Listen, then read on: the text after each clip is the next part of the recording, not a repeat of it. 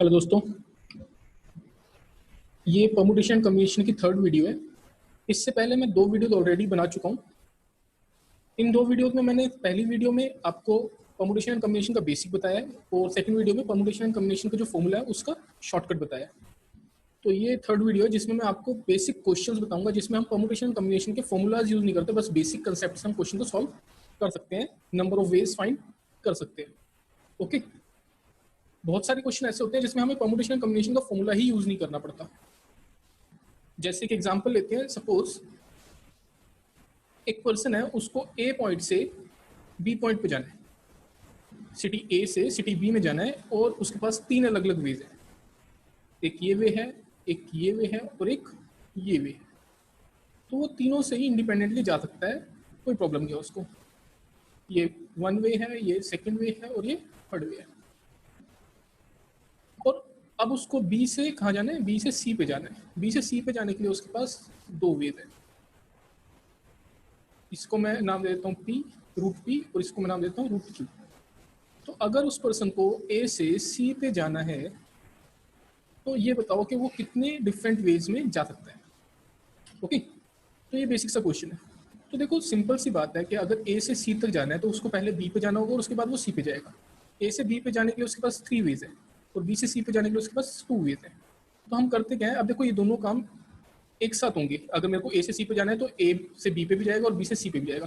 तो अगर मैं दोनों कामों को कर रहा हूँ, A B and B C, देखो यहाँ पे साउंड क्या आ रहा है, ए बी एंड बी सी।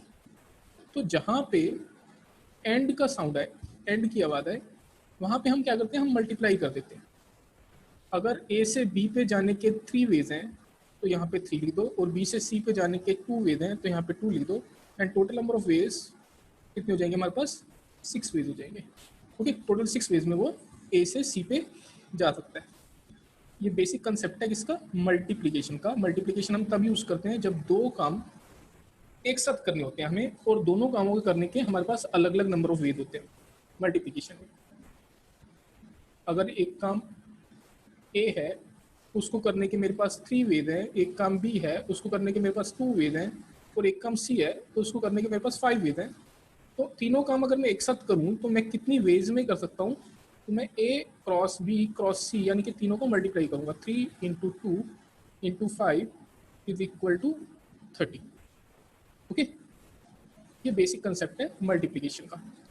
अगर मैं इसमें भी देखूं, ये पहले वाले एग्जांपल में, तो मैं वन पी ये मेरा फर्स्ट प्रोसेस हो जाएगा, वन क्यू ये मेरा सेकेंड रूट हो जाएगा, फिर टू पी टू क्यू ये दो रूट आ गए, and three P and three Q ये मेरे पास दो रूट आ गए। यानी कि ए से सी तक जाने के लिए मेरे पास टोटल कितने रूट्स आ गए, सिक्स रूट्स आ गए। ठीक है, तो ये तो कंसेप्ट हो गया किसका, मल्टीप्लीकेशन का।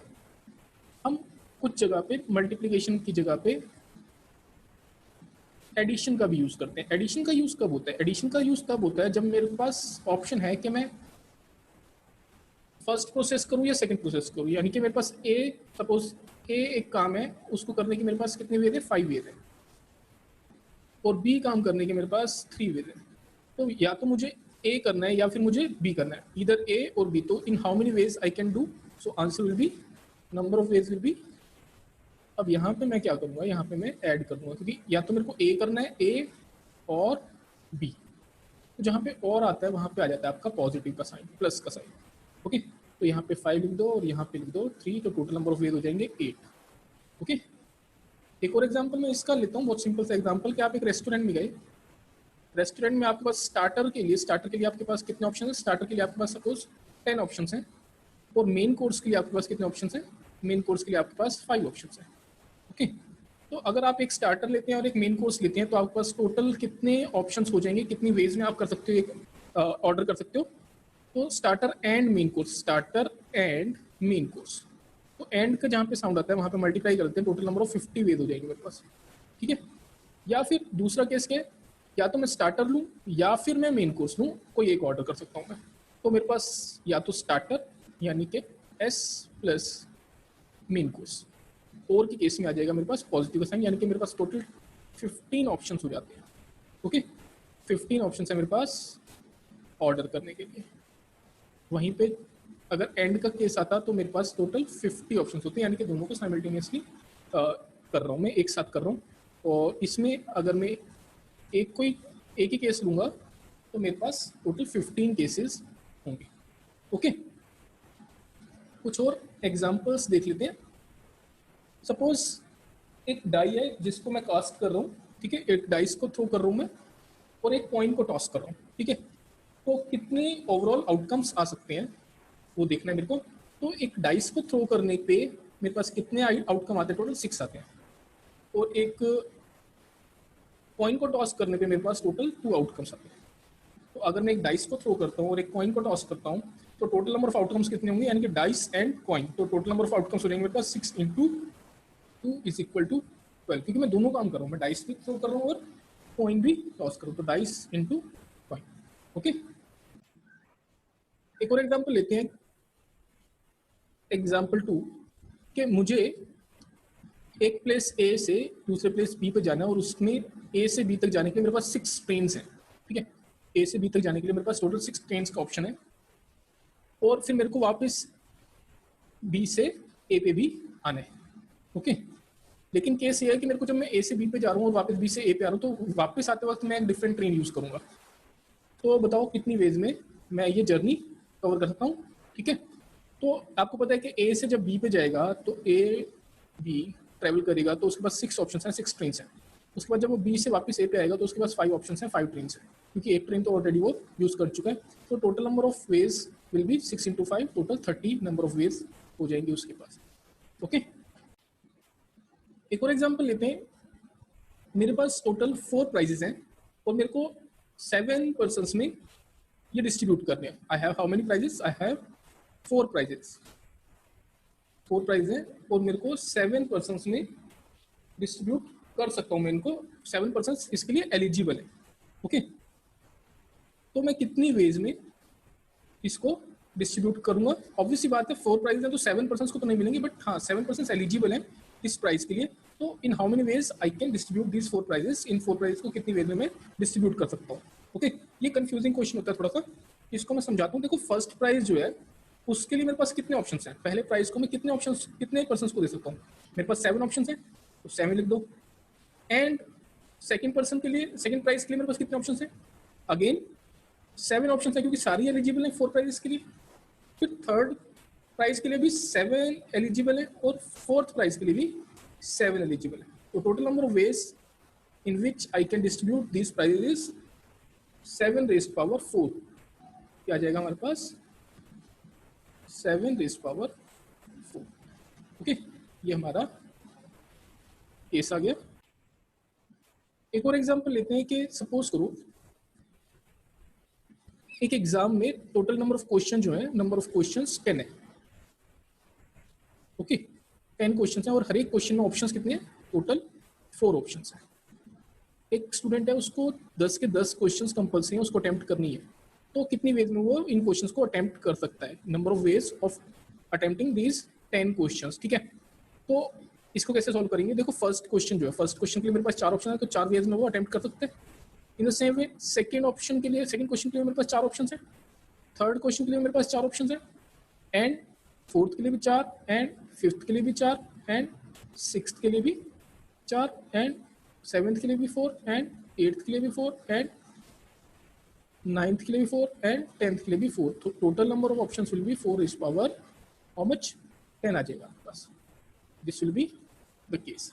ओके, सो ये आपका फोर्थ एग्जाम्पल था जिसमें मैंने पूछा था कि भाई टोटल नंबर ऑफ क्वेश्चंस अगर 10 है और हर एक के 4 ऑप्शन हैं तो कितनी वेज में आप इनको ऑप्शंस इन क्वेश्चन को अटेम्प्ट कर सकते हो। So answer will be 4 raise power 10। Okay,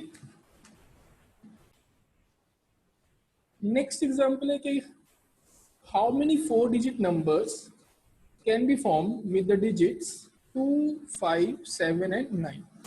2, 5, 7 and 9 ये 4 डिजिट्स है मेरे पास और इनसे मेरे को 4 डिजिट नंबर बनाना है। तो मैं कितनी वेज में 4 डिजिट नंबर बना सकता हूँ। देखो इसके 2 अलग अलग क्वेश्चंस बनते हैं। पहला क्वेश्चन कि अगर रिपीटिशन अलाउड है, रिपीटिशन अलाउड है तो कितनी वेज में मैं इसको कितने 4 डिजिट नंबर्स बना सकते हैं। देखो रिपीटिशन अलाउड है, तो अगर मैं देखूं इस वाले प्लेस के लिए 4 डिजिट नंबर बनाने, ये यूनिट प्लेस है, ये टेंस प्लेस है, ये हंड्रेड्स प्लेस है और ये थाउजेंड प्लेस है। तो अगर मैं यूनिट प्लेस से स्टार्ट करूँ तो मेरे पास कितने ऑप्शन है? मेरे पास 4 ऑप्शन है। मैं 2 भी रख सकता हूँ, 5 भी, 7 भी और 9 भी। तो आई have how many options? I have 4 options. And फिर इधर भी मेरे पास 4 ऑप्शन होंगे क्योंकि मैं रिपीटिशन रिपीट कर सकता हूँ। सेम हंड्रेड प्लेस पे भी मेरे पास 4 ऑप्शन होंगे और सेम 1000 प्लेस पे भी मेरे पास 4 ऑप्शन होंगे। तो total number of option will be 4 raise power 4। मैं 4 रेज पावर 4 वेज में 4 डिजिट नंबर बना सकता हूँ with the help of these 4 numbers. Okay, अगर मेरे पास 5 नंबर होते 2, 5, 7, 8 एंड 9, 5 डिजिट्स होते मेरे पास और मेरे को फिर से अभी भी 4 डिजिट नंबर ही बनाना होता और रिपीटिशन अलाउड है, तो कैसे बनाता? तो मेरे पास अब देखो 5 ऑप्शंस है, 2, 5, 7, 8, 9। कोई भी नंबर में पुट कर सकता हूँ। टेंस प्लेस के लिए भी 5, इधर भी 5 और इधर भी 5। ओके, लेकिन अगर रिपीटिशन अलाउड ना हो तो क्या करेंगे? रिपीटिशन अलाउड नहीं है। रिपीटिशन अलाउड नहीं है तो फिर 1, 2, 3, 4। अगर रिपीटिशन अलाउड नहीं है तो 4 यहाँ पे आएगा। टोटल नंबर ऑफ ऑप्शंस कैसे डिजिट्स मेरे पास कितने हैं? 4 है। यहाँ पे अब मैं टेंस डिजिट पे एक कम कर दूंगा क्योंकि जो नंबर मैं यूनिट डिजिट पे ले चुका हूँ वो मैं टेंस डिजिट पे नहीं ले सकता। Okay, in the same way hundreds digit पे मैं 2 ही नंबर्स रख सकता हूँ, कोई 2 में से कोई एक रख सकता हूँ। एंड 1000 पे मेरे पास फिर एक ही ऑप्शन बचता है। ओके, तो ये आ जाएगा हमारे पास 4 3 12, 2 24 ऑप्शन आएंगे। इन द सेम वे अगर मेरे पास 5 डिजिट्स हैं और मेरी रिपीटिशन अलाउड नहीं है तो क्या होगा? If repetition is not allowed 1, 2, 3, 4, 5, तो पहला जो नंबर रखूँगा, पहला जो प्लेस में मैं नंबर रखूँगा 5 ऑप्शन है मेरे पास, फिर 4 आ जाएंगे, फिर 3 आ जाएंगे, फिर 2 आ जाएंगे और फिर एक ही ऑप्शन मेरे पास बचेगा। दैट मीन्स टोटल 120 वेज है मेरे पास इसके। ओके, सो मैं 120 वेज में पुट कर सकता हूँ अगर मेरे पास टोटल नंबर ऑफ वेज में मैं नंबर बना सकता हूँ अगर मेरे पास रिपीटिशन अलाउड नहीं है मेरे को। ओके, एक और एग्जांपल लेते हैं इसी में। How many 4 digit numbers can be form using 5 only once but 5 must be used in all such numbers. How many 4 digit numbers can be form? हमें क्या बनाना है? हमें 4 डिजिट नंबर बनाना है। Okay, and 5 must be used only once. ठीक है, 5 को एक ही बार यूज करना है बट हर एक नंबर में 5 होना चाहिए। How many 4 digit numbers can be form using 5 only once but 5 must be used in all such numbers. तो एक एक करके हम क्या करते हैं? हम केसेस लेते हैं, case 1, case 2, case 3 and case 4। Okay, first case में मैं 5 को क्या ले रहा हूँ? यूनिट डिजिट पे लेता हूँ। तो अगर मैं 5 को यूनिट डिजिट पे ले रहा हूँ तो मेरे पास सिर्फ 1 ऑप्शन है। यहाँ पे यूनिट डिजिट के लिए मेरे पास एक ही केस है। ओके, उसके बाद मैं क्या करूँगा? उसके बाद में सेकंड केस में 5 को टेंस प्लेस पे ले लूँगा। उसके बाद में 5 को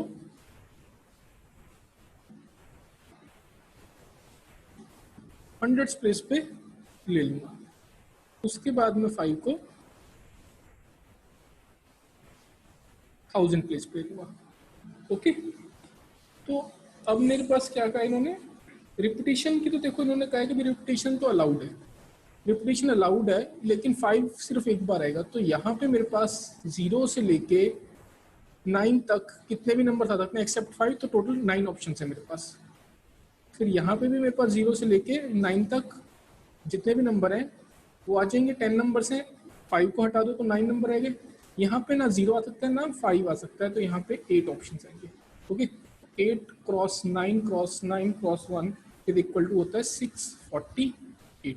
तो यहाँ पे total number of ways case 1 की टोटल नंबर ऑफ वेज आ जाएंगे मेरे पास 648। ओके, केस 2 देखते हैं। तो यूनिट डिजिट पे मेरे पास अगेन 9 ऑप्शन हैं, क्यों? क्योंकि मैं 5 नहीं ले सकता। फिर उसके बाद मेरे पास टेंस डिजिट पे मैंने 1 ले लिया। फिर यहाँ पे 9 आ जाएंगे क्योंकि मैं 5 नहीं ले सकता। फिर यहाँ पे मेरे पास 8 आ जाएंगे क्योंकि मैं 9 भी 5 भी नहीं ले सकता और 0 भी नहीं ले सकता, तो 648 यहाँ पे भी आ जाएगा। सेम यहाँ पे इधर 9 आएगा, इधर भी 9 आएगा, तो इधर आ जाएगा 8, तो यहाँ पे भी टोटल नंबर ऑफ वेज कितने हो जाएंगे 648 हो जाएंगे। ओके, अब लास्ट केस देखते हैं। तो लास्ट केस में मेरे पास यहाँ पे देखो 9 ऑप्शन हैं, 5 को हटा दो, 5 एक ही बार आना है, यहाँ पे भी 9 है और यहाँ पे भी 9 ऑप्शन हैं। टोटल नंबर ऑफ वेज हो जाएंगे 729। इन सबको अगर मैं ऐड कर दूँ तो टोटल आ जाता है 2673।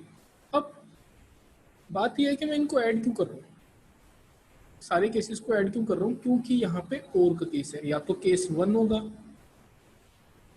या फिर आपके पास केस 2 होगा या फिर आपके पास केस 3 होगा या फिर आपके पास केस 4 होगा। तो जहां पे या फिर आए और का केस आए,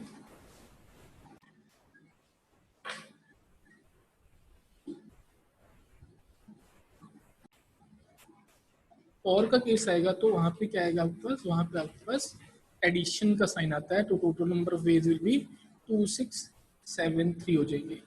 ओके, तो ये सिंपल से क्वेश्चन है आपके, जो कि आपके परमुटेशन एंड कॉम्बिनेशन का ही पार्ट है, लेकिन इसमें हम फॉर्मूला यूज नहीं करते। एक लास्ट क्वेश्चन और देखते हैं इसी सीरीज में। लास्ट क्वेश्चन में क्या कहा इन्होंने कहा कि how many 4 digit numbers can be formed with the digits 0, 2, 4, 5, 6 and 9 where repetition is allowed. Repetition 6 and 7. Repetition is allowed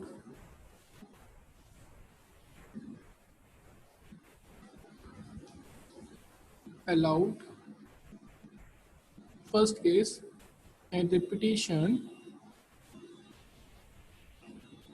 not allowed, ये सेकंड केस है, ये first case and this one is second case. Okay, and we have to make 4 digit number. Okay, 4 digit number हमें बनाना है। तो चलो देखते हैं। अब मेरे पास टोटल कितने नंबर्स हैं, डिजिट्स कितने, 1 2 3 4 5 6। अगर रिपीटिशन अलाउड है तो यहाँ पे मैं 6 कोई भी नंबर रख सकता हूँ। 6 ऑप्शन हैं, यहाँ पे भी 6 ऑप्शन हैं, यहाँ पे भी 6 ऑप्शन हैं और यहाँ पे 5 ऑप्शन आ जाएंगे। लेकिन अगर रिपीटिशन अलाउड नहीं है तो कितने ऑप्शन हैं मेरे पास, रिपीटिशन अलाउड नहीं है, देखो यहाँ से स्टार्ट करते हैं इसको। ओके, रिपीटिशन अलाउड नहीं है तो यहाँ पे मेरे पास 5 ऑप्शन हैं, यहाँ पे फिर से 5 ऑप्शन होंगे क्योंकि देखो यहाँ पे मैंने 0 को नहीं लिया था, तो मेरे पास 5 नंबर्स थे, 2 3 5 6 एंड 7। ओके, यहाँ पे थे 2 3 5 6 एंड 7, यहाँ पे 0 भी आ गया मेरे पास, एक नंबर तो मैंने यहाँ पे कंज्यूम कर लिया बट यहाँ पे 0 आ गया, तो 5 ऑप्शन आ जाएंगे। फिर यहाँ पे देखो 4 ऑप्शन आएंगे क्योंकि 2 नंबर में यूज कर चुका हूँ, और यहाँ पे 3 ऑप्शन आएंगे, तो टोटल नंबर ऑफ वेज यहाँ पे हो जाएंगे 1080 and total number of veg यहाँ पे हो जाएंगे 300। ओके, सो 2 क्वेश्चंस थे, ये आपका दोनों का आंसर आ गया। ओके, सो ये वो क्वेश्चंस थे जिनके अंदर हमें रिपीटिशन, परमुटेशन एंड कॉम्बिनेशन के फॉर्मूलाज को यूज नहीं करना पड़ता, हम सिंपल क्वेश्चंस को थोड़े आराम से सॉल्व कर सकते हैं। ओके, अब नेक्स्ट वीडियो में हम बात करेंगे परमुटेशन के बारे में, हम परमुटेशन के क्वेश्चंस को सॉल्व करेंगे, उसके कंसेप्ट को समझेंगे। ठीक है students, okay, thank you very much.